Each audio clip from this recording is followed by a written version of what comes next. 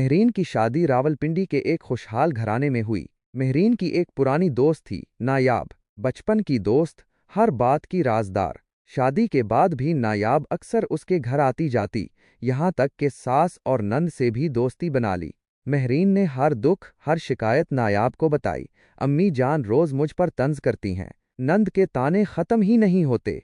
नायाब हर बार कहती, बस तुम फिक्र ना करो, मैं हूं ना तुम्हारे साथ। वक्त गुजरता गया और एक दिन महरीन को पता चला कि सास की हर शिकायत नायाब ही जाकर बढ़ा चढ़ाकर सुनाती थी। नायाब अपनी जगह बनाने में मसरूफ थी और महरीन के रिश्ते कमजोर हो रहे थे।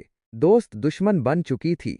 एक बुजुर्ग खातून ने महरीन को समझाया, बेटी, याद रखो, जो दुश्मन है उसे काबू में रख कर काम निकालो, दोस्तों पर अंधा इतमाद मत करो। दुश्मन सामने होता है, दोस्त पीठ पीछे वार करता है। महरीन ने खुद हिकमत से रिश्ते संभालने शुरू किए और नायाब को खामोशी से जिंदगी से अलग कर दिया। अब वो जान चुकी थी, असल ताकत दुश्मनों को काबू में रख कर मिलती है।